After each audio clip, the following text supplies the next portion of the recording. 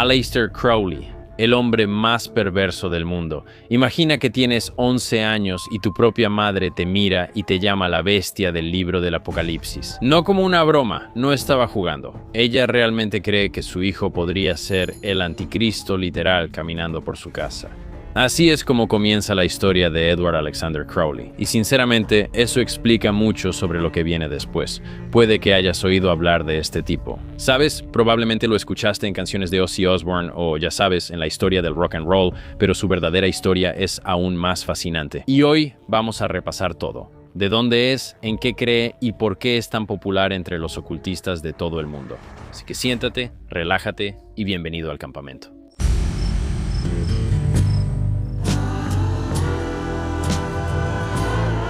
¿Qué tal, gente? Bienvenidos de nuevo al campamento. Mi nombre es Cam Gañón y bienvenidos a mi tienda, donde cada semana exploramos las historias más interesantes, fascinantes y controvertidas de todo el mundo y de todas las épocas. Como siempre, me acompaña el muy apuesto, de 1,95 m y con músculos impresionantes, Cristos. ¿Cómo estás, Cristos? ¿Qué pasa? Así que comencemos nuestro estudio sobre Aleister Crowley. Escuché sobre este tipo cuando era solo un niño. Mi mamá me hablaba de Aleister Crowley y yo pensaba, sí, él era muy malvado, es un hombre muy malvado, era satanista y ocultista y hacía todo tipo de cosas malas. Y realmente no sabía nada más sobre él. Para ser honesto, nunca investigué mucho al respecto, simplemente no afectaba mi vida. Todo lo que sabía de niño era que él hablaba con demonios que tal vez eran extraterrestres, de lo cual hablaremos en un momento. Y que aparecía en algunas canciones de rock and roll, y básicamente eso es todo. Pero como dije, los detalles reales de su vida son mucho más interesantes, así que vamos a retroceder. 12 de octubre de 1875 en Leamington Spa, Inglaterra. Este chico, el pequeño Eduardo, siento que así lo diría Trump. El pequeño Eduardo creció básicamente en una secta. Sus padres no solo eran cristianos. Técnicamente, probablemente se identificarían como cristianos, pero eran miembros de los Hermanos de Plymouth.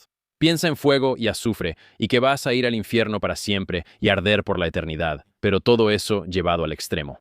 Nada de bailar, nada de películas, nada de teatro, nada de obras, nada de novelas, básicamente nada de diversión. Su padre, el viejo Eduardo Sr., era un predicador itinerante que pasaba sus días advirtiendo a la gente sobre la condenación. La familia, ya sabes, básicamente vivían y respiraban este cristianismo apocalíptico, del tipo en el que constantemente estás esperando que el mundo se acabe en cualquier momento y, en el fondo, medio esperando que pase pronto. Pero aquí está el asunto con los hogares religiosos estrictos. Hacen que la gente sea promiscua, ¿verdad? O sea, todas las personas que conozco que son como desviadas sexualmente crecieron en un hogar religioso muy represivo, excepto yo. De hecho, Pensándolo bien, ni siquiera creo que mi infancia haya sido tan reprimida. no es que fuera muy religiosa. Mi mamá nos llevaba a la iglesia todo el tiempo, pero no había represión. Hablábamos de lo que fuera, nos divertíamos. Cuando cumplí 16 años, mi papá fue a un club y se la pasó bien, y toda la familia estaba ahí. Conseguimos una mesa. ¿Sabes a lo que me refiero? Así que no era reprimido en el sentido tradicional, pero sí era muy religioso. Pero cuando las cosas se reprimen, ya sabes, se salen de control, ¿verdad? Como dicen, mientras más corta la correa, más fuerte jalan. Así que el joven Edward empezó a rebelarse. Y cuando digo rebelarse, me refiero literalmente a la rebelión más loca que te puedas imaginar. Su padre murió cuando tenía 11 años, lo que solo empeoró las cosas para el joven, ya sabes, Aleister Crowley. Y para cuando tenía 14 años, rompía deliberadamente todas las reglas religiosas que se le ocurrían. Su madre, Emily, lo encontraba experimentando con lo que él llamaba pensamientos impuros y, en general, actuaba como, ya sabes, lo opuesto a todo lo que ella había intentado enseñarle. Se masturbaba mientras pensaba en imágenes religiosas, maldecía durante las oraciones y básicamente hacía cualquier cosa para horrorizar a su, ya sabes, madre súper religiosa. Y cuando ella lo llamaba la bestia, él no lloraba, ni se disculpaba, ni hacía nada. Casi lo aceptaba y lo llevaba como una especie de insignia de honor. Su madre se volvió aún más intensa con la religión, convencida de que Satanás literalmente estaba poseyendo a su hijo. Y mientras más ella le imponía la religión, más fuerte él se resistía.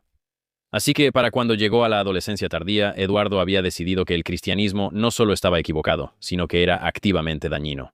Empezó a llamar a su madre una fanática sin cerebro en su cara y anunció que iba a cambiarse el nombre. De ahora en adelante sería Aleister Crowley, escrito con una EI teatral porque se veía más misterioso y celta. Fue su primer verdadero acto de autocreación, ¿verdad? Convirtiéndose en alguien completamente diferente al, ya sabes, chico de la hermandad que sus padres intentaron, ya sabes, criar para que fuera. Así que, para 1895, Aleister se dirigió al Trinity College en Cambridge, aparentemente para estudiar filosofía. Pero Cambridge, en la década de 1890, era donde los jóvenes iban a descubrirse a sí mismos, y Crowley se metió en todo tipo de problemas. Se sumergió de lleno en la poesía, escribiendo sobre, ya sabes, sexualidad explícita y blasfemia y todo lo que su madre habría odiado. E incluso exploró su sexualidad no solo con mujeres, sino también con hombres, lo cual en la Inglaterra victoriana podía llevarte a la cárcel. Pero más importante aún, descubrió el ocultismo. Todo comenzó con los libros. Crowley siempre fue un gran lector, y una vez que tuvo en sus manos obras sobre magia y misticismo, filosofía esotérica, no pudo parar. Devoró todo, desde grimorios medievales hasta obras contemporáneas sobre espiritismo. Leyó sobre los misterios del antiguo Egipto, el Tantra hindú, incluso, ya sabes, técnicas de meditación budista. Y esto no era solo curiosidad académica. Crowley realmente creía que existía un conocimiento oculto y estaba decidido a encontrarlo. Así que en Cambridge también se dio cuenta de que tenía un don no solo para escribir, sino para dejar a todos boquiabiertos. Quiero decir, este chico era de los que dejan a todos boquiabiertos todo el tiempo. Escribió una colección de poemas eróticos llamada Manchas Blancas que era tan explícita que ningún editor convencional quiso acercarse a ella, literalmente. Estamos hablando de descripciones detalladas de literalmente todos los actos sexuales imaginables, mezclados con blasfemia religiosa y, ya sabes, todo tipo de desenfreno. Y los poemas no solo eran subidos de tono. Eran sucios espiritualmente, trataban el sexo, ya sabes, trataban el sexo como si fuera un acto sagrado que podía conectarte con lo divino. Básicamente, ya sabes, de lo que hablaremos más adelante es, ya sabes, magia sexual. Tuvo que publicarlo de manera privada y anónima, pero circuló de forma clandestina y estableció su reputación como alguien dispuesto a cruzar todos los límites. Así que para 1898 Crowley había dejado Cambridge sin un título, pero con algo un poco más valioso. Una misión, un sentido claro de propósito. Veía la religión como falsa, la moralidad como una jaula y la vida normal como aburrida. Pero lo que realmente quería era esta verdad, la verdad espiritual, de ese tipo que él pensaba que, ya sabes, el cristianismo había enterrado bajo la culpa y las reglas. Y fue entonces cuando descubrió la orden hermética de la aurora dorada. Esta era una sociedad secreta que prometía enseñar técnicas mágicas genuinas. Si viste nuestro episodio sobre sociedades secretas, probablemente recuerdes a estos tipos. Fundada en 1888, la Aurora Dorada era donde la élite ocultista de Londres se reunía para estudiar magia ceremonial. Pero no solo eso, también alquimia y misticismo. Entre sus miembros había poetas como W. B. Yeats, autores como Arthur Machen y otros, ya sabes, varios intelectuales que creían que la sabiduría antigua podía redescubrirse a través del estudio y la práctica ritual. Así que Crowley se unió en 1898, solo 10 años después de que se formó, y se entregó por completo al trabajo. Pero si pensabas que esto era solo un culto común y corriente, estarías equivocado. La Golden Dawn enseñaba un sistema complejo de correspondencias entre colores, números, letras hebreas, símbolos astrológicos, operaciones mágicas, como todo tipo de cosas locas. Y los estudiantes avanzaban a través de grados, aprendiendo técnicas cada vez más avanzadas para lo que ellos llamaban desarrollo espiritual. Crowley dominó el material bastante rápido, pero también empezó a romper límites. Una vez más, lo que incomodó a otros miembros. El problema era que Crowley trataba la magia como un deporte extremo, mientras que otros miembros de la Golden Dawn se acercaban a los rituales con respeto y reverencia. Crowley simplemente iba a toda velocidad, se volvía loco y experimentaba con drogas durante las ceremonias, e incorporaba elementos sexuales que horrorizaban a los otros magos y hacía todo tipo de cosas. Y el punto de quiebre llegó a principios de los 1900, específicamente en 1900. Crowley había avanzado rápidamente a través del sistema de grados de la Golden Dawn, pero cuando intentó iniciarse en el nivel más alto sin la autorización adecuada, los líderes de la orden se hartaron y lo expulsaron por ser demasiado caótico, demasiado experimental y, francamente, simplemente demasiado extraño para el grupo de estos correctos ocultistas victorianos. Pero ser expulsado de la Golden Dawn no lo detuvo. Ahora era libre de desarrollar su propio enfoque de la magia sin que realmente nadie le dijera qué hacer. Comenzó a viajar y a mezclar filosofías orientales con ocultismo occidental y combinaciones que nadie había intentado antes. Estudió yoga en la India, practicó el budismo y aprendió sobre el taoísmo y la alquimia taoísta en China, pero no estaba tratando de encontrarse a sí mismo. Crowley estaba aprendiendo técnicas que lo llevaban hacia algo más grande. También comenzó a experimentar seriamente con drogas como una herramienta espiritual. Así que en ese tiempo, el opio, el hachís, la cocaína, la mescalina, todas estas sustancias eran algo comunes. Quiero decir, no diría que eran muy comunes, pero podías encontrarlas, y podían alterar tu conciencia de una manera bastante significativa. Y Crowley las probó en combinación con rituales mágicos. Él llevaba reportes detallados de estos experimentos, tratando su propia mente como un laboratorio para explorar estos estados alterados de conciencia, décadas antes de que la investigación psicodélica se volviera respetable. Y todo esto llevó a la primavera de 1904, cuando Crowley estaba en El Cairo con su esposa, Rose. Estaban de luna de miel, pero Crowley, ya sabes, siendo Crowley, también había planeado realizar rituales mágicos. Rituales en la cámara del rey de la Gran Pirámide. En ese tiempo era mucho más fácil tener acceso a, ya sabes, estos enormes artefactos.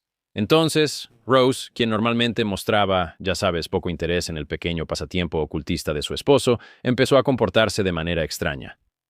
Ella empezó a hablar sobre Horus, el antiguo dios egipcio, insistiendo en que él estaba tratando de comunicarle algo importante. Y Crowley era escéptico al principio, ¿verdad? Rose no sabía nada sobre la mitología egipcia, pero cuando lo llevó a un museo en El Cairo y señaló una estela específica con el número 666, lo cual, ya sabes, Crowley casi lo tomó como una broma cósmica sobre su, ya sabes, pequeño apodo. Ahí fue cuando empezó a prestar atención. Rose le dijo que Horus quería que se preparara para una revelación y que debía sentarse en su habitación de hotel al mediodía durante 3 días consecutivos para recibir un mensaje. Y lo que sucedió después lo cambió todo. 8, 9 y 10 de abril. En 1904, Crowley se sentó en su habitación de hotel en El Cairo y afirmó recibir un dictado de una inteligencia preternatural que se hacía llamar Aiwass. Tampoco fue un susurro espiritual suave. Según Crowley, Aiwass hablaba con una voz clara y autoritaria que parecía provenir justo por encima de su hombro izquierdo. La entidad dictó exactamente 220 versos durante 3 días, creando el texto que Crowley llamaría el Libro de la Ley. El libro afirmaba que había comenzado una nueva era espiritual, el León de Horus. Reemplazaría el enfoque del cristianismo en la culpa y la negación de uno mismo con una nueva idea, cuyo principio central sería: haz tu voluntad, esa será toda la ley. No se trata de hacer lo que quieras en un sentido hedonista, sino de descubrir tu verdadera voluntad y seguirla sin importar lo que digan los demás. El libro proclamaba que cada persona era como una estrella, una entidad cósmica única con su propia órbita perfecta que no debía ser desviada por los sistemas morales de los demás. Y Crowley pasó el resto de su vida tratando de entender lo que realmente significaba su mensaje espiritual. Fue entonces cuando creó un nuevo sistema de creencias llamado Thelema. Es una palabra griega que significa voluntad. Y básicamente era una religión y filosofía completa construida alrededor del libro de la ley. A diferencia del cristianismo, que enseña a las personas a negarse a sí mismas y servir a Dios, Thelema volteó esa idea. Les decía a las personas que descubrieran quiénes son realmente y luego vivieran plenamente esa verdad. En lugar de tratar el cuerpo como algo pecaminoso, Thelema veía la vida física como algo sagrado. Y en lugar de seguir reglas de fuentes externas como, ya sabes, iglesias o líderes o pastores o gurús, se esperaba que los telemitas se convirtieran en su propia fuente de verdad y guía. Así que para 1905, Crowley había desarrollado una teoría que probablemente habría hecho que su madre, que pertenecía a los hermanos de Plymouth, se muriera de la impresión. Él creía que el clímax sexual era la fuerza mágica más poderosa disponible para los seres humanos. Desde su perspectiva, en el momento del orgasmo, estás completamente presente. Tu ego se disuelve y experimentas algo que se siente trascendental. Para alguien convencido de que la conciencia podía expandirse a través de rituales, este parecía el lugar obvio para comenzar a experimentar. Pero esto no se trataba solo de pasarla bien y llamarlo espiritual. Crowley abordó la magia sexual con la misma intensidad sistemática que aplicaba a todo lo demás. Él empezó a, incorporar fluidos corporales como, semen, secreciones vaginales y sangre, todo en sus rituales mágicos. Creía que estos contenían una fuerza vital concentrada que podía alimentar estas operaciones sobrenaturales. También vale la pena mencionar que cuando digo magia, no me refiero a magia de escenario o trucos de cartas. Me refiero a personas que afirman tener habilidades mágicas reales, a menudo escrita con CK al final. Este es el tipo de magia que, le interesaba a Crowley. No trucos, sino realmente este tipo de rituales que intentaban invocar algún tipo de fuerza sobrenatural. Y él realizaba estas ceremonias elaboradas donde los actos sexuales se convertían en ofrendas para estos dioses egipcios y cada clímax, era cuidadosamente dirigido hacia estos objetivos mágicos. Y sus amantes no eran solo parejas, se convirtieron en lo que él llamaba mujeres escarlata, nombradas así por la ramera de Babilonia de, el Apocalipsis. En la teología de Crowley, estas mujeres encarnaban el caos divino y la destrucción creativa, eran diosas encarnadas. Tener sexo con ellas era literalmente una comunión con lo sagrado femenino. Rose, su esposa, la primera mujer escarlata. Pero Crowley siendo Crowley, por supuesto, la monogamia no iba a contener sus ambiciones espirituales por mucho tiempo. ¿Qué onda, chicos? Vamos a tomar un descanso rápido porque tienes un pequeño negocio, o tal vez trabajas para uno y estoy a punto de hacerte la vida mucho más fácil. Supongamos, hipotéticamente, que tienes un pequeño, negocio de muebles, ¿verdad? Y te cuesta trabajo llevar el control de las materias primas, el calendario de producción, la facturación de los clientes, todo eso. Bueno, por eso quiero hablarte de Odoo. ¿Ok?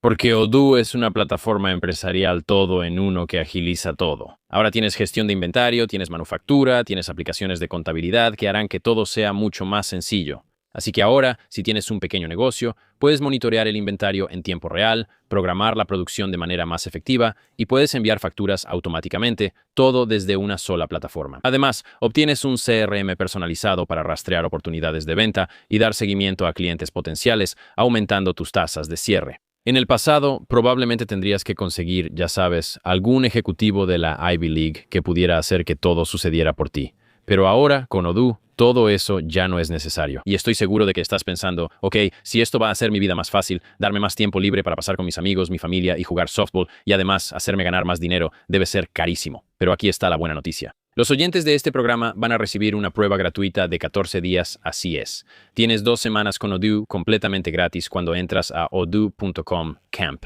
Así es, odoo.com/camp, usa el código promocional CAMP y vas a obtener 14 días gratis solo para probarlo. Ve si te gusta. Si no es para ti, no lo necesitas. Está bien. Pero Odoo va a hacer tu vida mucho más fácil. Todo lo que necesitas en un solo lugar. Ahorra tiempo, gana más dinero. Ahora, volvamos al programa. Cada mujer escarlata aportó diferentes energías a su trabajo mágico. Estaba Lila Waddell, una violinista que podía improvisar música durante los rituales y ayudaba con los poemas de Crowley. Mary Desti, quien lo ayudó a descifrar los misterios numéricos ocultos en el libro de la ley. Y Jeannie Robert Foster, una periodista que en realidad documentó sus experimentos. Y estas no eran relaciones al azar. Crowley realmente creía que cada mujer había sido elegida por estas fuerzas sobrenaturales para ayudarlo a desbloquear estos niveles de la realidad. Ahora recuerda, el sexo no estaba separado de la magia, era la magia. Crowley diseñaba estas ceremonias elaboradas donde, estas posiciones sexuales correspondían con diferentes planetas y su influencia, y el momento del clímax coincidía con los eventos astrológicos, y cada fluido era recolectado y usado en estos rituales posteriores. Era todo un asunto, ¿verdad? Él llevaba estos diarios detallados sobre, básicamente todo lo que sucedía, tanto espiritual como físicamente, porque creía que ambas cosas eran inseparables.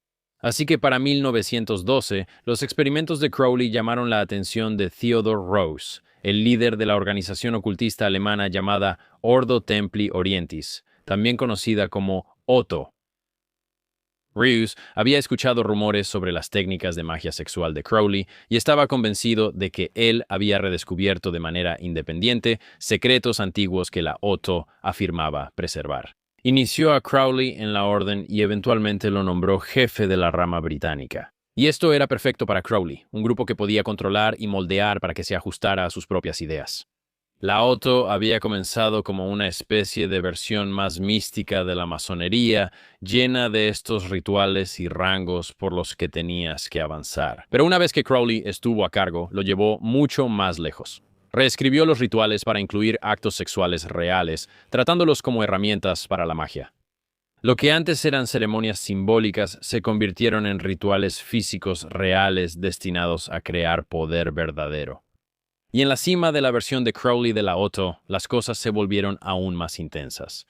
Él introdujo lo que llamó el secreto supremo, una técnica sexual específica que, según él, podía crear una energía mágica poderosa y llevar a resultados sobrenaturales aún mayores. Y esto no era solo palabras. Él dio instrucciones detalladas sobre cómo usar, ya sabes, la masturbación, el sexo oral, el coito y todas, ya sabes, diferentes formas de actividad sexual como una verdadera oración o como una práctica espiritual.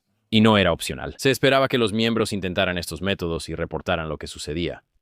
Crowley creía que estaba trayendo de vuelta algo antiguo de lo que el cristianismo había tratado de deshacerse.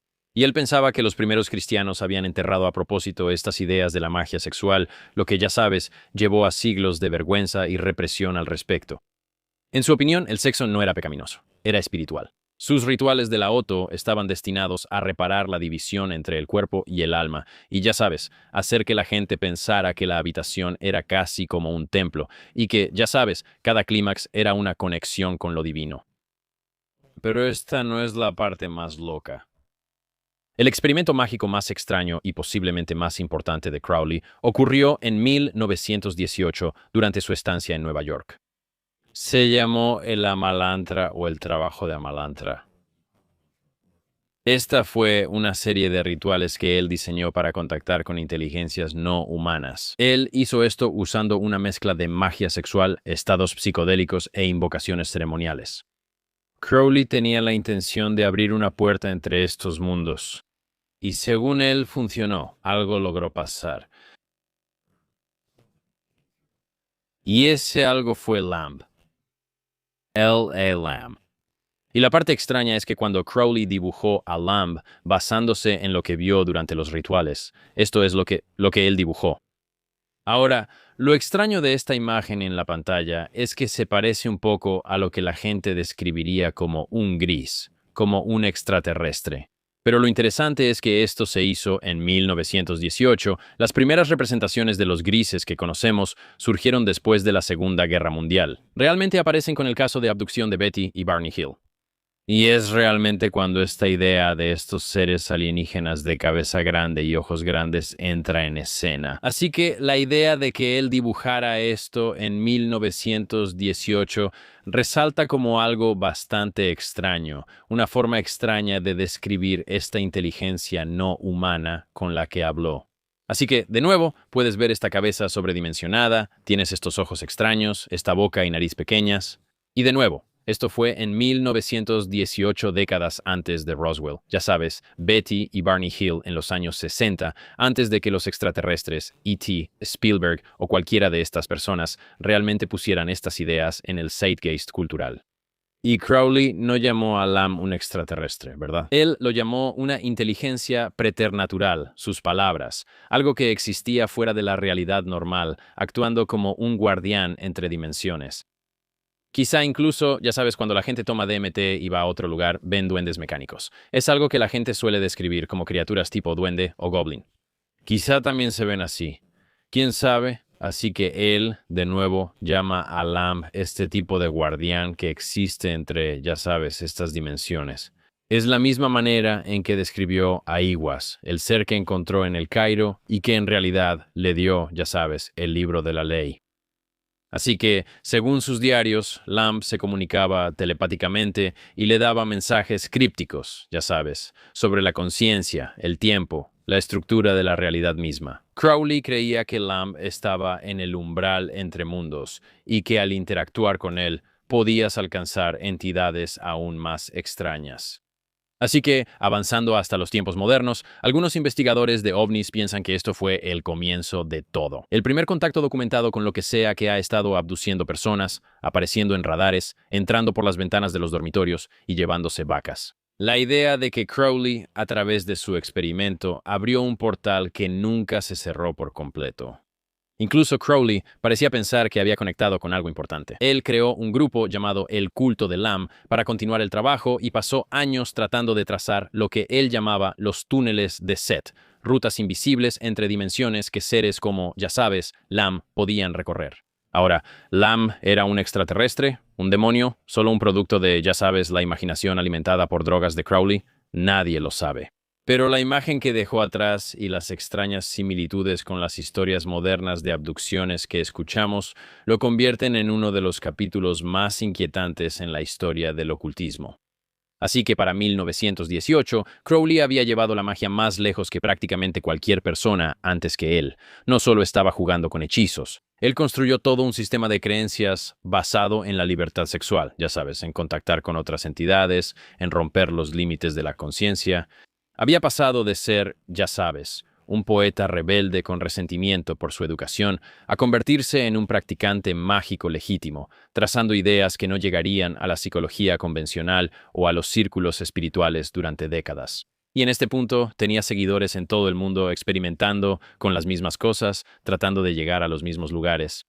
Ya fuera que la gente pensara que era un genio o, ya sabes, una persona loca, Crowley estaba explorando territorios que nadie más se atrevía a tocar. Pero Crowley no solo estaba llamando la atención en el mundo ocultista. Otras personas también empezaban a notarlo. Sus escritos pro-alemanes durante la Primera Guerra Mundial lo habían convertido en un objetivo en Gran Bretaña. Su magia sexual estaba escandalizando a la sociedad respetable y su consumo de drogas se estaba volviendo cada vez más difícil de ignorar. El tipo que afirmaba poder comunicarse con inteligencias alienígenas ahora estaba en la mira de gobiernos y periodistas que pensaban que podía ser peligroso o, ya sabes, al menos completamente desquiciado. Y toda esa presión no lo detuvo en absoluto. De hecho, lo impulsó a la siguiente etapa de su vida, fundando la Abadía de Telema en Sicilia, un lugar donde su filosofía de haz tu voluntad sería puesta a prueba al máximo y casi lo destruiría todo. Así que, para 1914, Crowley ya se había hecho de enemigos en varios continentes y la Primera Guerra Mundial estaba a punto de darle la oportunidad perfecta para hacer aún más. Cuando estalló la guerra, Crowley se encontraba en Nueva York, oficialmente atrapado ahí por el conflicto, pero en realidad él estaba disfrutando un poco del caos. En lugar de hacer lo que la mayoría esperaba, ya sabes, regresar a casa para apoyar a Gran Bretaña, hizo algo que sorprendió incluso a quienes ya lo odiaban. Empezó a escribir propaganda pro-alemana para los lectores estadounidenses. Los artículos criticaban al Imperio Británico por ser corrupto y elogiaban la eficiencia alemana, presentando argumentos que, para algunos, parecían traición. Pero aquí es donde se pone interesante. Muchos historiadores de inteligencia ahora creen que en realidad estuvo trabajando como un agente doble británico todo el tiempo. La teoría es que el MI6 o la inteligencia naval británica lo reclutaron precisamente porque ya tenía una reputación dudosa. Quiero decir, ¿quién esperaría que, ya sabes, el hombre más malvado del mundo fuera un espía leal, verdad? Sus artículos pro-alemanes eran tan exageradamente ridículos que algunos creen que estaban destinados a socavar la propaganda alemana, haciéndola parecer absurda. Si eso es cierto, ya sabes. Entonces, Crowley no solo estaba agitando las cosas, estaba usando su propia personalidad como arma para trolear o disuadir a toda una nación, ¿verdad? Si lo piensas, ya sabes, este tipo, el hombre más malvado de todos, este loco que consume drogas, que habla con la gente, si a él le gusta Alemania, entonces, ya sabes, yo no puedo, ya sabes, no puedo ser un partidario de Alemania. Es bastante inteligente. Ahora, claro, la evidencia, ya sabes, es mayormente circunstancial, pero es interesante analizarla. Crowley tenía vínculos con la inteligencia británica gracias a sus viejas conexiones en Cambridge, y los artículos que escribió estaban llenos de errores sutiles y exageraciones extrañas que los hacían parecer más una parodia, de cierta manera. Y la mayor pista es que después de la guerra no le pasó nada. No hubo cargos, ni juicio, ni siquiera un simple regaño o una multa, nada. O eran increíblemente indulgentes, lo cual dudo, o sabían exactamente lo que estaba haciendo todo el tiempo. Así que para 1920 Crowley estaba listo para su siguiente experimento. Desarrolló un sistema filosófico completo en Telema, probó técnicas mágicas radicales a través de la Otto y sobrevivió a esta controversia de tiempos de guerra que, como sabrás, habría destruido a cualquier otra persona. Ahora quería crear un laboratorio vivo donde sus ideas pudieran practicarse sin la interferencia de la sociedad. y encontró el lugar. Estaba en Sicilia, una villa llamada Santa Bárbara, que él renombró como la Abadía de Telema. Y la abadía no era solo una casa, era el intento de Crowley de crear una comunidad utópica completamente construida alrededor de esta idea o este lema: haz lo que quieras. Las personas que vivían ahí no eran solo compañeros de casa, eran parte de un experimento de libertad radical. Seguían sus deseos sin culpa ni reglas morales, realizaban rituales mágicos diarios y trataban todo, desde comer hasta el sexo y la meditación, como parte de este camino espiritual, y el lugar lo reflejaba. Quiero decir, Crowley pintó las paredes con murales extravagantes, dioses, diosas, escenas sexuales, símbolos ocultos, de todo tipo de cosas. Y ya sabes, un mapa visual completo de sus creencias estaba plasmado en todas las habitaciones. La vida en la abadía se trataba de lo que Crowley llamaba la gran obra, básicamente descubrir quién eres realmente y convertirte en eso. Pero esto no era solo una idea espiritual vaga. Crowley había creado rituales intensos que estaban diseñados para llevar a las personas al límite de sus capacidades físicas y mentales. El ritual matutino se llamaba el Liber Resh y requería que los residentes saludaran al sol al amanecer. Al mirar hacia el este, levantar los brazos y recitar: Salve a ti que eres Ra en tu ascenso, incluso a ti que eres Ra en tu fuerza. Los rituales vespertinos eran más intensos, inspirados en prácticas del antiguo Egipto. La gente se reunía en una habitación tenuemente iluminada, donde Crowley, vestido con túnicas y tocados, dirigía la ceremonia. Invocaba a dioses como Babilonia y Caos, mientras parejas tenían sexo y otros cantaban, creyendo que así se crearía energía y que esto podría atraer esa fuerza espiritual a la habitación. Y el ritual más impactante era la Misa del Fénix, donde los participantes se hacían pequeños cortes en los brazos o el pecho con cuchillos sagrados, recogiendo la sangre en estas copas ceremoniales, y mezclaban esta sangre con vino y la bebían. Mientras recitaban: Yo soy el señor de Tebas, y yo, el inspirado cuarto orador de Mentú, para mí se revela el cielo velado, el autosacrificado Unk-Af-Nakonsu. La idea era que la sangre contiene una fuerza vital que podía consumirse para obtener ese poder mágico. Básicamente es ser un vampiro disfrazado de una ceremonia religiosa. Y cuando lees el texto o incluso cuando estás leyendo, ya sabes, los conjuros o los rituales, te quedas un poco como: esto es como una feria del Renacimiento. Se siente un poco como Game of Thrones, ¿no? Lo estás leyendo y dices: está bien, pero él se tomó esta mierda completamente en serio, y tal vez funcione. De nuevo, no lo sé. Nunca he hablado con un extraterrestre. Lo hizo. Crowley, él también, ya sabes, instituyó lo que llamó la Misa Gnóstica, que era una parodia de la comunión católica, donde, ya sabes, la Eucaristía fue reemplazada por pasteles hechos con secreciones corporales. Y el sacerdote y la sacerdotisa tenían relaciones sexuales en el altar, y sus fluidos combinados se mezclaban en pequeños pasteles que los miembros de la congregación luego consumían como un sacramento. Los rituales con drogas seguían el mismo patrón. Los participantes simplemente fumaban hachís de manera recreativa. Ayunaban durante días, consumían dosis precisas y medidas mientras invocaban deidades egipcias específicas, y luego pasaban horas en habitaciones oscuras registrando sus visiones en estos diarios mágicos. Crowley creía que diferentes sustancias abrían caminos a distintos reinos espirituales, así que combinaba múltiples drogas en cócteles diseñados para producir el tipo específico de magia: experiencia mística. Luego está el ritual por el que todos tenían que pasar.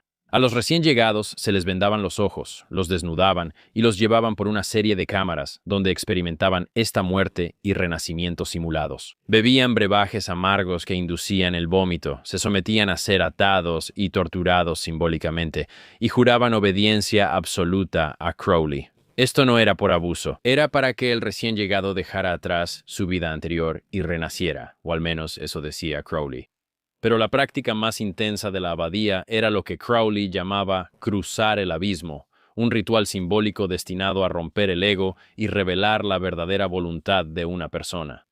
No era solo meditación o incienso. Algunos participantes pasaban días en aislamiento, ayuno y consumían sustancias que alteraban la mente para romper su sentido del yo. El objetivo era el renacimiento espiritual a través de la muerte del ego. Pero no todos salieron igual. Algunos nunca volvieron a estar bien después de eso, y había rumores de daño psicológico permanente para quienes no estaban preparados. Fue durante uno de estos rituales extremos de sangre que ocurrió la tragedia. En febrero de 1923, Raoul Loveday, un joven estudiante de Oxford que había llegado con su esposa, Betty May, participó en una ceremonia donde los participantes se cortaban y bebían la sangre de los demás de un tazón compartido. El tazón no había sido esterilizado adecuadamente entre usos, y en pocos días, Loveday sufría de enteritis aguda, una grave infección intestinal que su sistema inmunológico debilitado por las drogas no pudo combatir. Así que en cuestión de semanas, Loveday estaba muerto. La causa exacta fue disputada, pero la combinación de malas condiciones sanitarias, consumo de drogas y el estrés físico de las prácticas intensivas claramente había debilitado su organismo más allá de la recuperación. Sus últimas palabras, según testigos, fueron una repetición delirante de fórmulas mágicas que Crowley le había enseñado.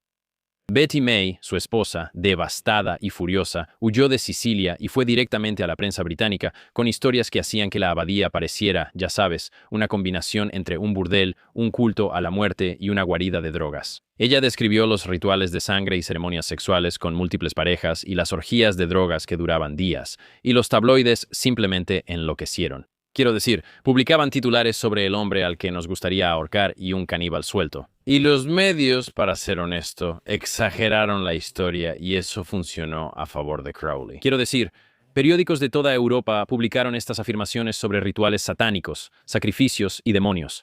Y Crowley se hizo famoso. Digo, por todas las razones equivocadas, pero a él no le importaba, ¿verdad?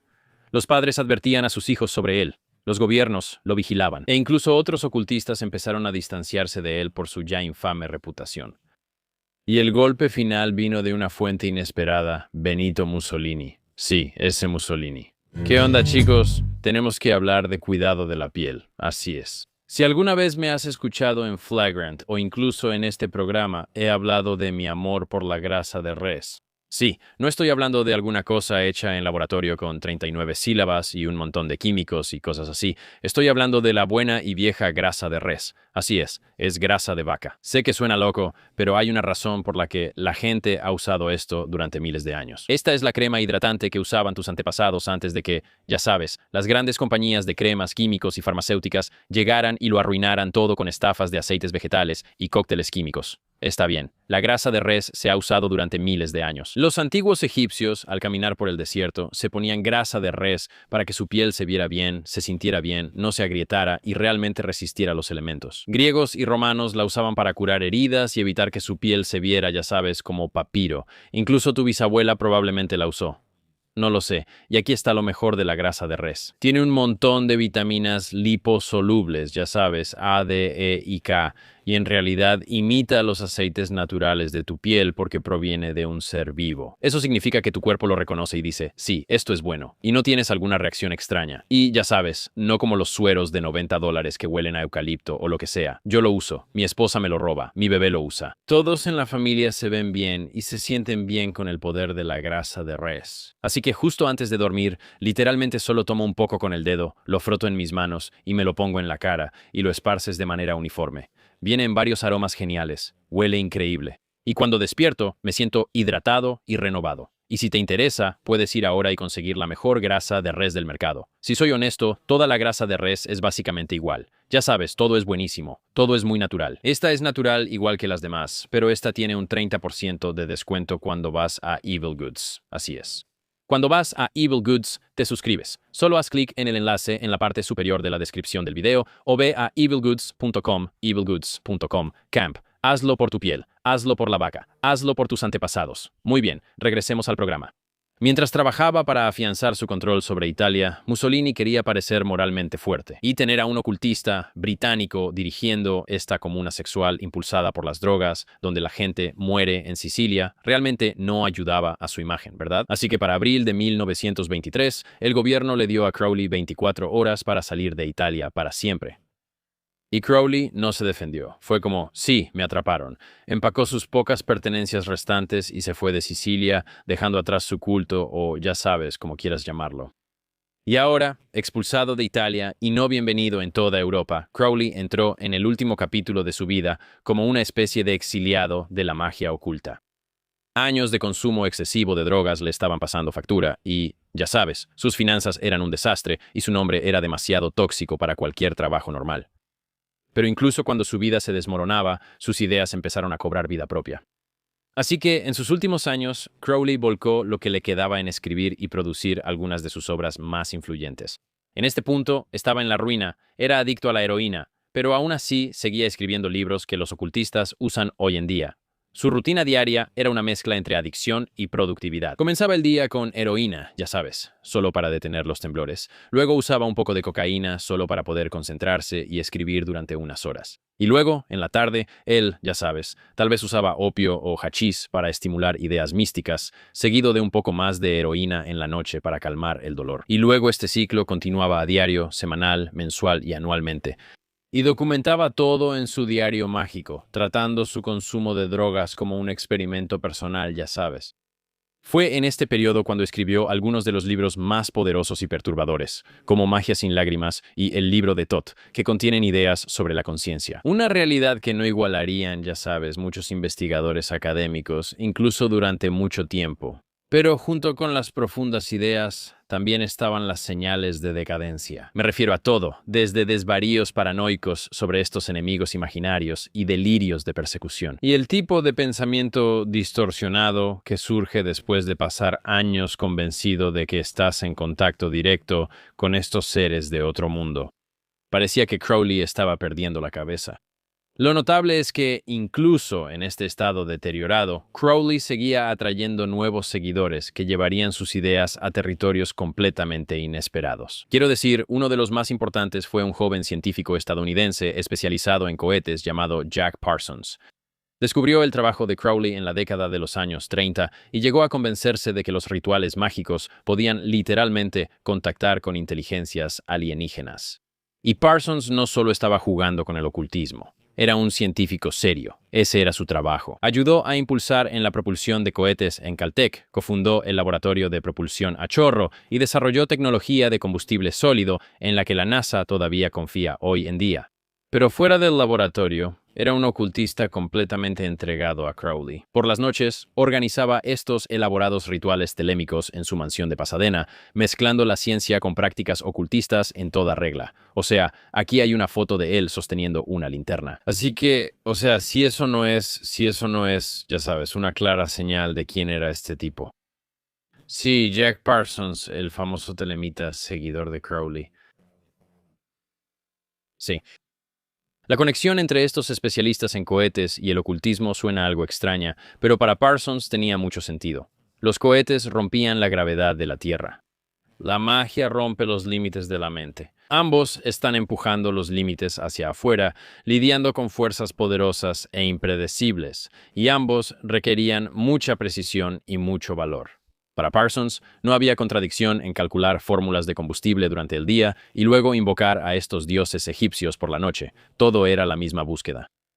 Atrapado en Londres y con poco dinero, Crowley estaba encantado de tener a este seguidor estadounidense adinerado como Parsons, que le enviaba dinero, y de hecho se mantuvieron en contacto cercano. Crowley le daba instrucciones mágicas detalladas, y Parsons le escribía con algunas actualizaciones y sus experimentos, tal vez un poco de chisme.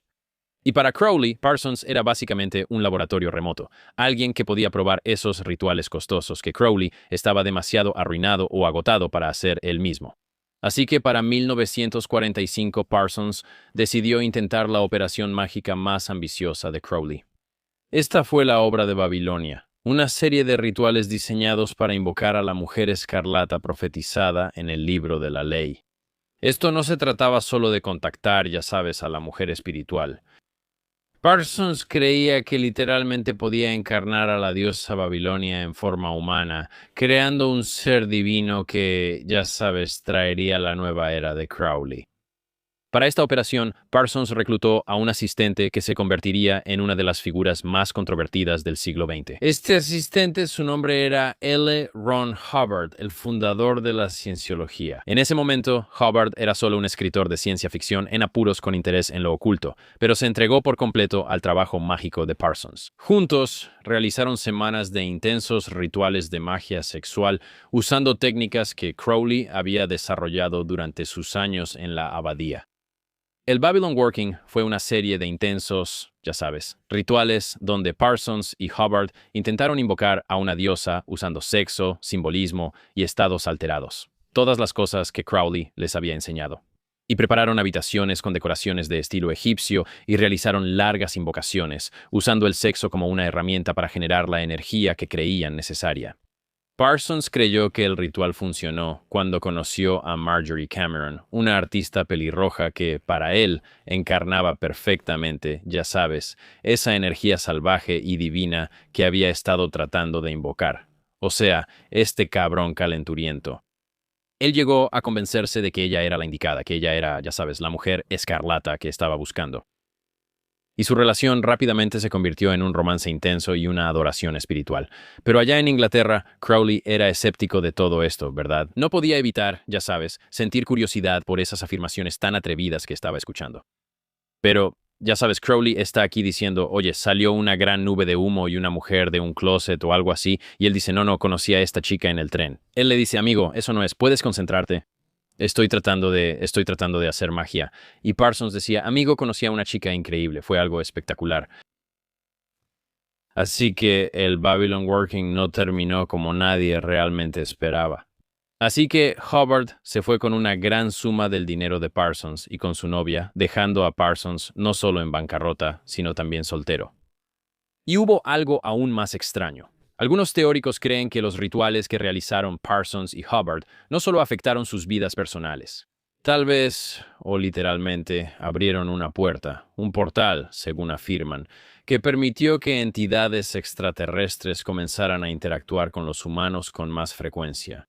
Ya sea que eso sea una especulación descabellada o no, una cosa está clara. Finales de los años 40 fue el inicio de la cultura moderna de los ovnis. Y curiosamente, muchas de esas primeras historias de encuentros con extraterrestres suenan muy parecidas a las visiones y experiencias sobre las que Crowley había estado escribiendo durante años. Seres de luz, símbolos y mensajes del más allá. La influencia de Crowley también se estaba extendiendo a través de canales menos obvios. Su idea sobre, ya sabes, expandir la conciencia y explorar estados alterados empezó a aparecer en las primeras investigaciones psicodélicas, ¿verdad? Hay pensadores como Aldous Huxley, quien experimentaba con mescalina de maneras que casi exactamente reflejaban las experiencias mágicas de Crowley. Al mismo tiempo, las agencias de inteligencia estaban trabajando en silencio y estudiando sus técnicas también, no por espiritualidad, sino por su propio potencial en la guerra psicológica, el interrogatorio y el control mental. Piensa en operaciones como MK Ultra, que usaban LSD en el intento de controlar la mente de las personas para hacer que hicieran cosas en contra de su voluntad. Así que, una vez más, el legado de Crowley se estaba infiltrando en la ciencia, la cultura e incluso el espionaje. Creo que la canción Mr. Crowley de Ozzy Osbourne trata sobre este hombre infame, uno y el mismo. Crowley murió el 1 de diciembre de 1947 en una pensión deteriorada en Hastings, Inglaterra. Según los que estuvieron presentes, sus últimas palabras fueron, «Estoy perplejo». Después de 72 años persiguiendo las verdades ocultas del universo a través de la magia, las drogas, el sexo, los rituales y todo eso, ni siquiera él estaba seguro de a qué conducía todo. Su funeral se convirtió en un último escándalo. La prensa británica esperaba un entierro tranquilo, una última oportunidad para, ya sabes, enterrar al hombre y su legado. Pero los seguidores de Crowley tenían otros planes. Querían una ceremonia pública, leyendo en voz alta del libro de la ley y realizando rituales telémicos justo sobre su ataúd. Y la muerte fue solo el comienzo de la verdadera influencia de Crowley. Quiero decir, en unas décadas su rostro aparecería en, ya sabes, la portada más famosa de la historia del rock, ya sabes, la de Sgt. Pepper's, si podemos mostrarla. Su filosofía inspiraría movimientos contraculturales en todo el mundo, y sus técnicas mágicas serían estudiadas por todos, desde la NASA hasta estrellas del pop que buscan inspiración creativa. Así que Crowley muere en el 47, pero su nombre no muere con él. Para los años 60, la contracultura era como gasolina para la reputación póstuma de Crowley. De repente, una generación de jóvenes que estaba rechazando la experiencia religiosa convencional empezó a experimentar con drogas psicodélicas y a abrazar la liberación sexual. ¿A qué te suena esto? Suena un poco como Aleister Crowley. y básicamente empezaron a hacer todo lo que Crowley había estado predicando desde 1904. Su lema, haz lo que quieras, se convirtió en el eslogan no oficial del movimiento hippie en los años 60, aunque la mayoría de los jóvenes que lo repetían no tenían idea de dónde venía. Pero el verdadero avance llegó cuando los músicos de rock empezaron a descubrir su obra. No eran simples admiradores. Grandes artistas se obsesionaron genuinamente con la filosofía mágica de Crowley y empezaron a incorporarla en su música y en su imagen. Quiero decir, Jimmy Page de Led Zeppelin probablemente fue el devoto más serio de Crowley en la historia del rock. En 1970, Page de hecho compró la antigua mansión de Crowley, la casa Boleskine, a orillas del lago Ness, en Escocia. Esto no fue solo, ya sabes, una simple compra inmobiliaria hecha por una celebridad. Page estaba convencido de que la casa retenía energía mágica de los rituales de Crowley y quería aprovechar ese poder para su propio trabajo creativo. Llenó el lugar con los libros de Crowley, artefactos mágicos e incluso algunos de los muebles originales de la casa de Crowley. Page no solo vivía en la casa de Crowley, estudió sus sistemas mágicos lo suficientemente en serio, ya sabes, como para influir en la música de Led Zeppelin. Los símbolos misteriosos de la banda, incluido el sigilo personal de Jimmy Page que aparece en el cuarto álbum de estudio de Led Zeppelin, se derivaron directamente de los escritos mágicos de Crowley. Y si podemos mostrar aquí una imagen del símbolo de Soso, cuando Page tocaba solos de guitarra que parecían canalizar energía de otro mundo, él realmente creía que estaba usando técnicas que Crowley había desarrollado para contactar estas fuerzas sobrenaturales. Así que en la parte trasera de este álbum, incluso en la camiseta que uso regularmente, mi camiseta favorita de Led Zeppelin, tiene este símbolo de Soso. Y es posiblemente el símbolo más controversial de toda la antología de Zeppelin. Y una de las teorías, ya sabes, se encontró en el libro Las Obras Completas, volumen 1 de Aleister Crowley, cuando se encontró un símbolo que se parecía mucho al logo en una de las páginas de Jimmy. Jimmy Page nunca explicó qué era el símbolo, y al único que se lo dijo fue a Robert Plant, quien después olvidó el significado.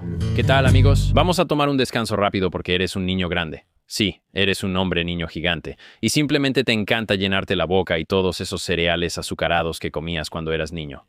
Cuando eras un gordito de 8 años, te sentabas en el sillón y simplemente comías esos cereales azucarados. Y hoy en día, si intentas hacer eso, como yo lo he hecho, te sientes fatal. Dices, sí, mi presión arterial está subiendo. De verdad me da una resaca por comer estos cereales que comía cuando era niño. Y por eso quiero hablarte de Magic Spoon. Esto que tengo aquí recién abierto porque me estaba atascando hace un momento.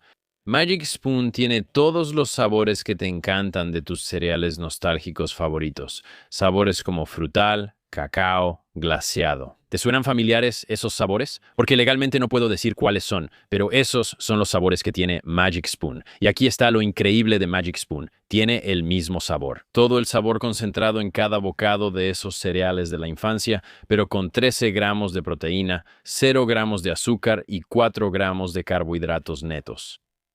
Sí, imagínate eso, 13 gramos de proteína. Este es un cereal lleno de proteína, así que en vez de ser un niño gordito, puedes sentarte el domingo por la mañana a ver tus caricaturas y ponerte bien mamado. Sí, vas a parecer Ronnie Coleman o algo así. Si sigues comiendo de estos, vas a estar mamadísimo. Así que en vez de ser un niño gordito, puedes ser un hombre gigante y fuerte, pero seguir con tus mismos hábitos de sentarte a ver tus caricaturas. Y para los que escuchan este programa, si van a magicspoon.com/camp, así es, magicspoon.com/CAMP, van a recibir $5 de descuento en su próxima orden. $5 completos que puedes ahorrar y usar para terapia para entender tu infancia asquerosa y retorcida de atiborrarte la cara con azúcares procesados y colorante rojo, 40 y cosas así. Pero con Magic Spoon no tienes que preocuparte por nada de eso. Todo está bien, 13 gramos de proteína, nada de azúcar, 4 gramos de carbohidratos. Consíguelo hoy. Magic Spoon en Amazon o en tu supermercado más cercano. O puedes ir a magicspoon.com/camp para $5 de descuento. Ahora volvamos al programa Gordito. Pero el momento que realmente llevó a Crowley al centro de la cultura pop llegó en 1967 cuando los Beatles pusieron su rostro en la icónica portada de Sgt. Pepper's Lonely Hearts Club Band, uno de los mejores álbumes de todos los tiempos. Y ahí está, Segundo desde la izquierda en la fila superior, rodeado de otros íconos culturales que la banda quería homenajear. Paul McCartney explicó después que eligieron a personas que habían moldeado su visión del mundo, y la filosofía rebelde de Crowley sobre liberarse de las normas sociales claramente les llegó al corazón. Fue un guiño sutil, pero uno que presentó a millones a la gran bestia sin decir una sola palabra. Ahora piénsalo por un segundo. La banda más popular de la historia puso el rostro del hombre más malvado del mundo en la portada de su álbum más famoso. Adolescentes que nunca habían oído hablar del ocultismo o de Thelema, de repente, ya sabes, estaban mirando la imagen de Crowley cada vez que ponían su disco favorito. De hecho, David Bowie lo llevó más lejos que la mayoría. Él no solo hacía referencia a Crowley, sino que también se apoyó en sus ideas, cosas como la transformación, la identidad, tratar la vida como un tipo de proyecto artístico, donde, ya sabes, estas son ideas fundamentales y centrales para ambos hombres. Con personajes como Ziggy Stardust y luego, ya sabes, Thin White Duke, Bowie se reinventa constantemente, casi como las personalidades mágicas de Crowley. Para Bowie, no se trataba solo de la imagen, era usar esta personalidad como una forma de explorar y remodelar la realidad. Ozzy Osbourne, como mencioné antes, aprovechó el valor del impacto. Su canción Mr. Crowley jugaba con la vibra espeluznante y misteriosa y ayudó a consolidar el lugar de Crowley en la mitología del rock. E incluso Iron Maiden le hizo referencias en canciones sobre, ya sabes, misticismo y el ocultismo. Bandas punk también, ya sabes, disfrutaban de su energía antiautoritaria. Y los artistas de rock estaban más interesados en la profundidad de su filosofía. La influencia de Crowley aparece en toda la música, solo que de diferentes maneras. A veces, como sabes, como un ícono rebelde, otras veces como un símbolo de libertad creativa. Pero la influencia de Crowley iba mucho más allá de la música. Sus ideas sobre la conciencia estaban, ya sabes, al mismo tiempo, influyendo en la investigación académica en la psicología y la neurociencia. Los científicos estudiaban los estados alterados de conciencia, estaban redescubriendo técnicas que Crowley había estado practicando desde 1890. Específicamente, los investigadores en creatividad y alto rendimiento descubrieron que sus métodos para alcanzar, ya sabes, una conciencia mágica de la que escribe en muchos de sus libros eran sorprendentemente similares a lo que los académicos llamarían en tiempos modernos el estado de flujo. Y el potencial humano de los años 70 y 80, podrías decir, estaba tomando mucho de algunas de las técnicas de Crowley, muchas veces sin dar crédito, ¿verdad? Me refiero a que, por ejemplo, la terapia de renacimiento y un montón de diferentes prácticas de la nueva era usaban los mismos métodos psicológicos que Crowley había desarrollado para sus iniciaciones mágicas. La idea de que podías transformar completamente tu personalidad a través de estos talleres experienciales intensivos vino de su plan de estudios mágico. Y la era de Internet solo ha expandido el alcance de Crowley. Quiero decir, las comunidades en línea enfocadas en el caos, la magia, el arte y las ideas de autotransformación a menudo lo tratan como, ya sabes, una figura fundamental. Sus libros son fáciles de encontrar en línea y sus rituales y técnicas se comparten en foros, hilos de Reddit, análisis en YouTube, todo tipo de cosas. Y continúan, de alguna manera, difundiendo y evolucionando muchos de sus mensajes, para bien o para mal. Lo que comenzó como una filosofía clandestina ahora circula por espacios digitales y remezcla el trabajo de Crowley para toda una nueva generación. Y su legado es, ya sabes, complicado y polarizante. Pero para serte honesto, eso es justo lo que él quería, ¿no? Ese es como el punto de todo. Él es el caos. Es el hombre más perverso que jamás haya existido. A su manera, ya sabes, en sus propios términos. Abriendo camino, ya sabes, en todas estas cosas diferentes de la magia, los psicodélicos y la liberación sexual. Todo esto era parte de su plan de alguna manera, ¿verdad? Quería que la gente lo viera como una especie de figura oculta y misteriosa. Y lo ames o lo odies, no puedes ignorarlo. Ese es el punto. Crowley abrió algo en la cultura occidental que nunca se cerró, ya fuera un portal hacia los extraterrestres o simplemente sus ideas sobre, ya sabes, la libertad y la autoexpresión. Haz lo que quieras, no lo que la sociedad te diga. Esta idea central de Thelema se infiltró en todo, desde los años 60 en adelante, ya sabes, desde álbumes de rock and roll hasta círculos ocultistas y libros de autoayuda. Así que, ya sabes, el chico apodado la bestia por su mamá se convirtió justamente en eso. Quizá Satanás, quizá algo más extraño. E incluso personas que nunca han escuchado su nombre antes todavía de alguna manera son afectadas por su influencia. No lo sé, parece magia si me preguntas. Así que ahí lo tienes. Esa es la vida de Aleister Crowley. Ahora, si eres ocultista o alguien fascinado por el ocultismo, me encantaría saber, ¿me faltó algo? ¿Hubo algo en lo que nos equivocamos? Y si solo eres un observador casual de lo extraño y lo raro, y te gusta clavarte en estos temas tan raros, ¿qué te pareció? ¿Qué descubriste sobre el trabajo de Crowley y cómo de alguna manera predijo el tejido social de los años 60? Realmente lo predijo y sabía exactamente lo que iba a pasar. Y en cierto modo, tenía razón. ¿Fue solo una corazonada afortunada? ¿Podías ver las señales? ¿O recibió influencia de algún tipo de fuerza profética externa?